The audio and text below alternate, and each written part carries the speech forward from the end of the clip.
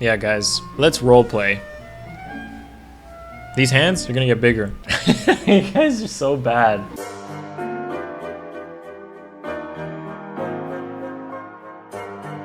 I'll start with a more conventional one. Hannah has one of the most offensive stat spreads in the game, along with Cordelia, but the problem between her and Cordelia is more available, while Tana is more exclusive, and Tana hasn't really shown up on too many banners. I think she's only been on about 3 banners. So overall, like, Fire Sweep Lance with Life and Death, I definitely recommend. Heavy Blade with Moonbow is smart because you're gonna likely get this off most of the time. 54 attack isn't high enough though in most cases. Make sure that you're receiving some sort of hone attack or attack tactic for this to truly work. Other than that, the build is totally nice, fine, and well thought out. I love Dragback. I'm a big fan of this. Guidance as well as on her default kit, so she works really well on mixed team comps. Thanks, Teco Luca. Let's look at something more unconventional now. Let's look at Young Tiki by Duel. This is borderline good enough. I guess with the Speed Seal you're there. It's fine. With Speed Seal this reaches it, so I'll just assume you have Speed Seal. Interesting use here. I'm guessing this is like some sort of Tempest Trials build? Why Renewal? I'm guessing Flame Tongue is also budget, right?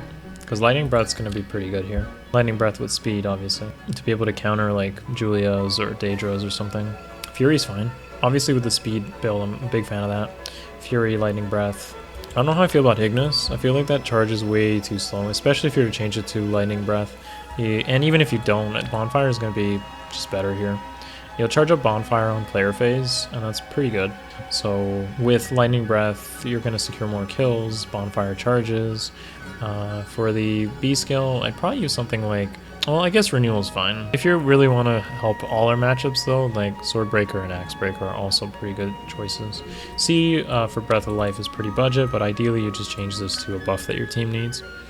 Hone Attack, Hone Speed, Fortify Defense, Fortify Res. Although a really good choice that I see here is Threaten Speed. So if you're going for the speedy Young Tiki build, I think Threaten Speed is good here. Overall, pretty good though. Thanks, Duel. Okay, let's look at something more normal, what I would expect. She reaches 38 base speed, so I would expect she's already at 44 with Legion's Axe. Speed refined. Pretty cool. Yeah, this is like arena points heaven for Anna actually. Gale Force, double rallies. For the most point, not Fury Desperation, but double drive's pretty smart here. Good support, good speed stat, good attack stat as well. Legion Axe is interesting, but is it really that good of a choice here? I think maybe Slaying Axe is better. This is so weird. How practical can this actually be? Like, does double drive defense stack? Yeah, it does. Double drive defense does stack here, which makes it pretty smart as a support unit. Like rally attack defense.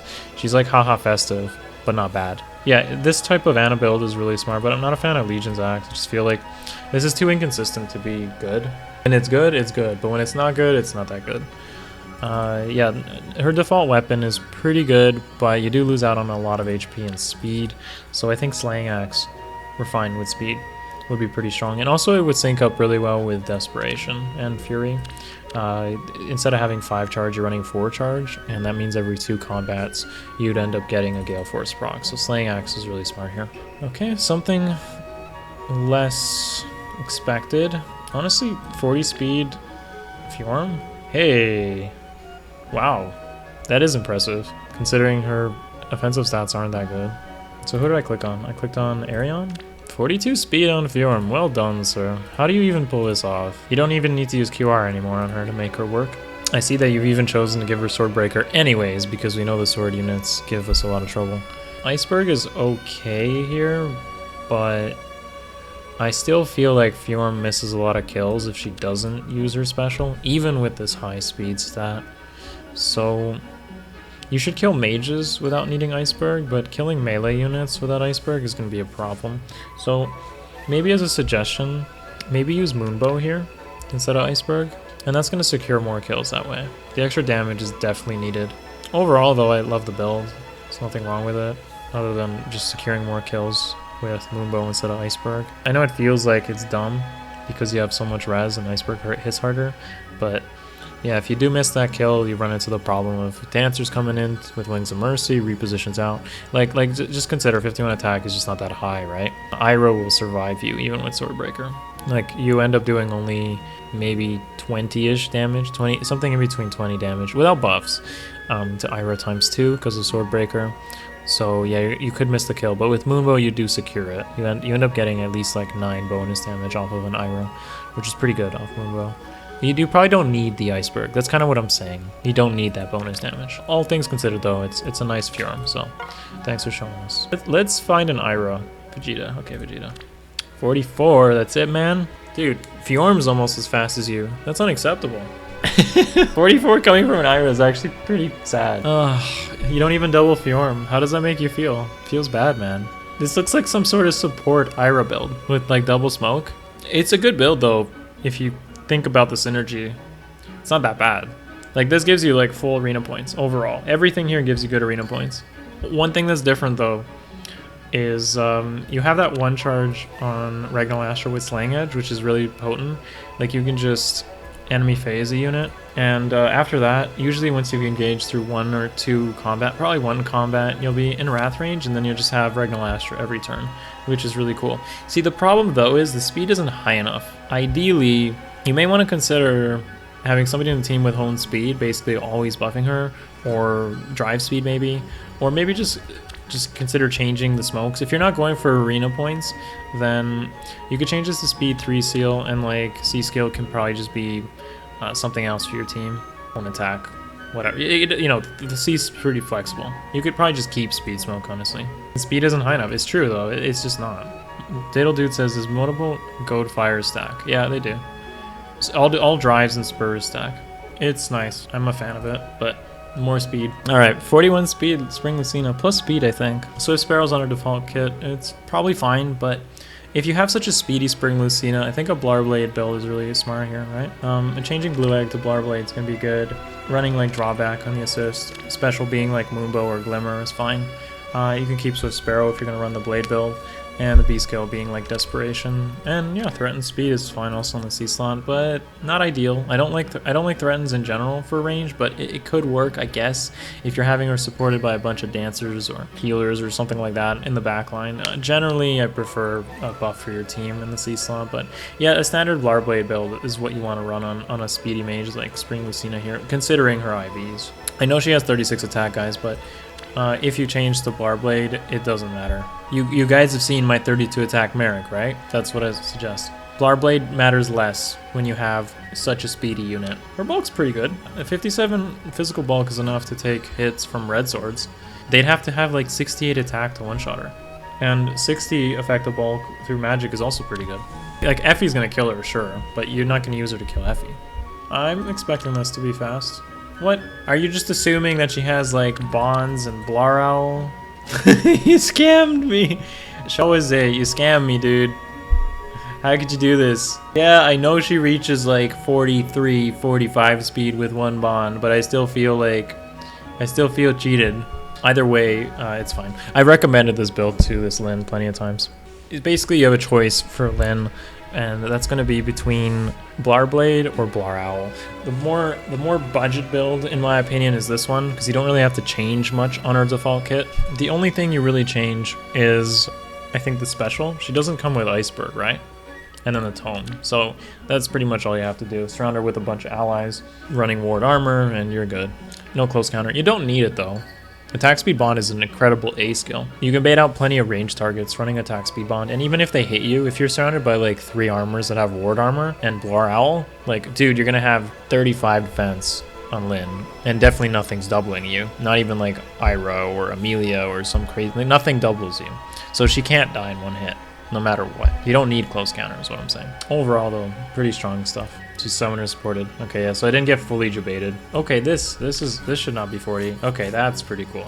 This is unexpected. Life and Death on him is actually fine. You guys misunderstand what I usually talk about with Life and Death, and the reason everyone always is like confused why I sometimes say Life and Death is fine and then why it's not. When I think Life and Death is not fine is when the unit has no bulk to use it effectively. So to use life and death, you're trading defensive stats for offensive stats. If your unit already has great defensive stats, all you're doing is changing the unit stats into a more offensively oriented build. And that's fine for some units like this. In some cases, actually, using Fury wouldn't even make sense here from all the residual damage you'll take. And by using life and death, you probably might end up taking less damage than you would with Fury, right? So that's what I'm trying to explain here with Elegant. In his case, if he used Fury 3, he'd end up with like 42 defense, and most of his damage that he takes would actually be from Fury, from both Furies. Like taking like 12 damage from Fury, which is like an angry Elegant. So that's not too good. But if you're running Life and Death and you only take 6 damage from Fury, puts you in desperation range easier. Not as easy as double Fury, but at least you have some health for some enemy phase engagements. Whereas with double Fury, you're basically just killing yourself and letting a mage like sneeze at you and die, because you'll be at like 1 HP after like 2 engagements because you just chipped away all your health. Either way, Gale Force is super cool here too, because it's at 4 charge. So you double with Desperation in Desperation range, you Gale Force, do it again, kill somebody else. Either way, really cool build, Excalibur. I'm really impressed. I love this a lot. I have a plus speed, minus defense Elegant. I think in the future, I might do this too. You've definitely inspired me here. Well done. Okay, let's look at something more conventional. Hey, I got jebaited again. With Blessings, she has plus 3. You guys are trying to debate me. I'm just going to assume this speed seal is going to be here, and we'll go from there, okay? That's what I'm going to assume. Because this looks like placeholder. But then again, it might not be placeholder, because defense play, right? This defense play is actually pretty good. Stop scum-azzing me, guys. She's the one that appreciates home flyers, which is kind of weird. I hope you have somebody else on the team that also has home flyers, then. If you're going to run defense play, then I'm a bigger fan of Fury, actually, in the A slot, which helps with her speed, desperation, and such. Jules says, Akariss, I'm running Berkut's Lance plus speed when I give her a distant counter. What? Why would you use Berkut's Lance? Without distant counter, Berkut's Lance is so weird. Are you just using her to like soak mage damage or something? Like, you realize that if a mage hits you, they might follow up with a dancer behind and hit somebody else. That's really awkward. You use something like Slaying Lance, honestly. If you use Slaying Lance, you can make Iceberg more powerful. Maybe even choose something like Fire Sweep or Brave Lance as well with Defense Boy and be pretty strong.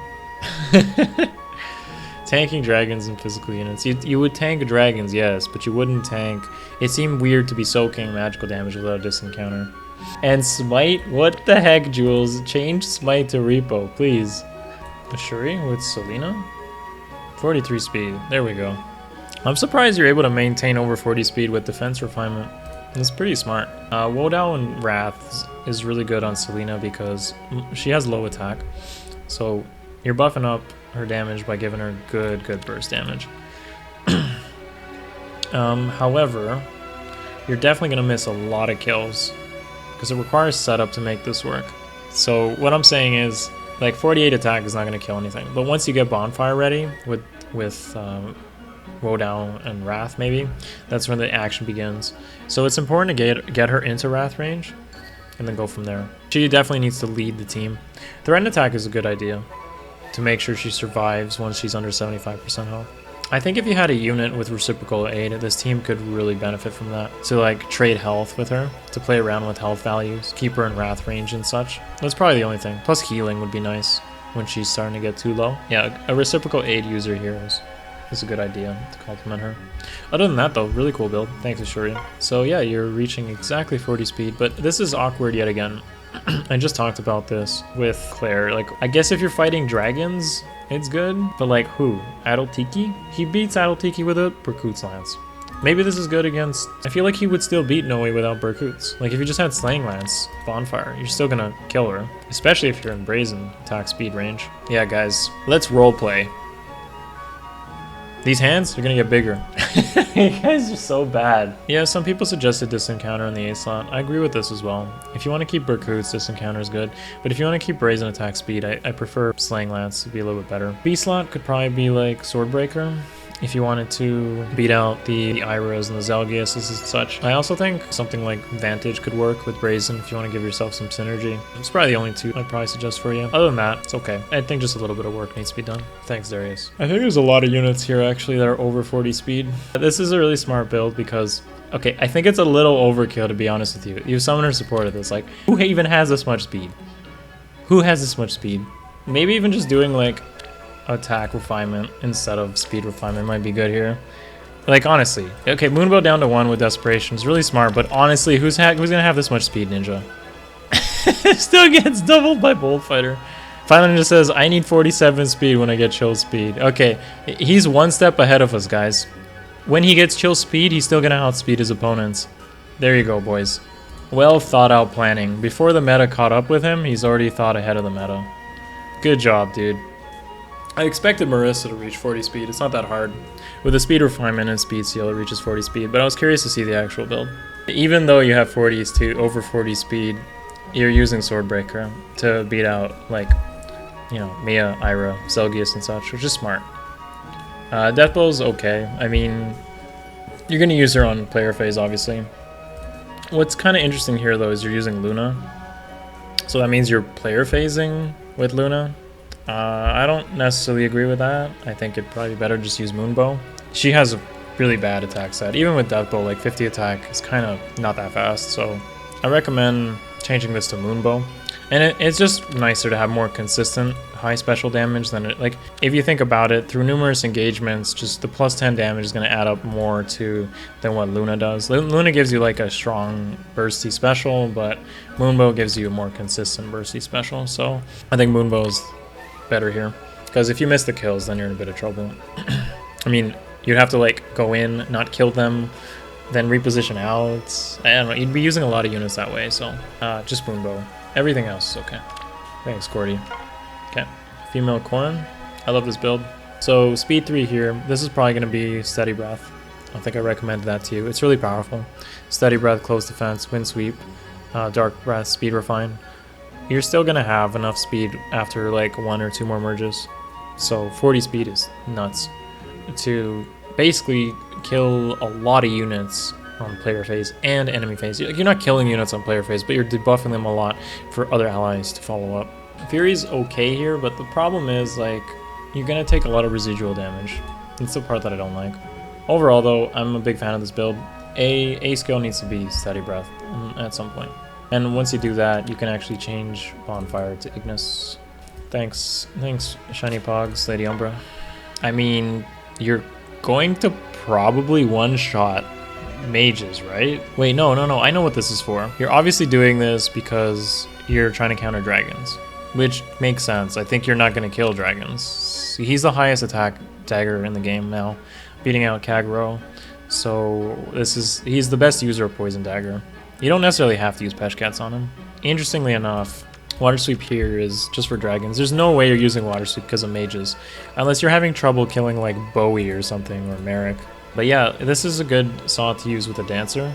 I would recommend attack 3 over Quick Impulse though. There's like 1 Luna, you really need that? The Water Sweep is okay here. I don't like Wind Blessing though. I feel like you should be using like Earth Blessing. Poison Dagger build really would appreciate Earth Blessing, which you can use with Legendary Junk, together with Legendary Junk, that is. Either way, though, I like it, and I'll give it some thumbs up. His bulk doesn't matter, because he's using Water Sweep. Shouldn't take any retaliation. And he can choose his fights, right? That's the point.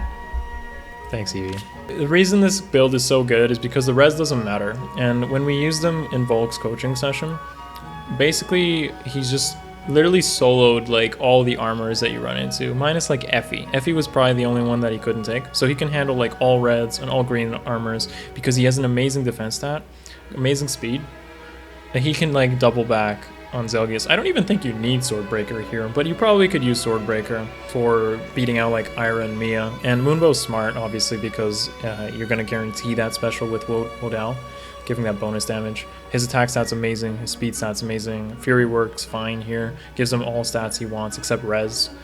You could even use something like Fear Stance but that's pretty expensive, so you don't want to use that. Also, he has a great HP stat. People sleep on that as well. Ninja says Swordbreaker beats Bold Fighter since it breaks into a speed tie. Yeah, that's true. That is true.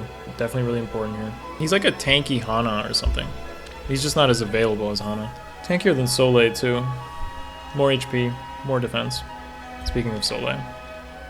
Yeah, there you go.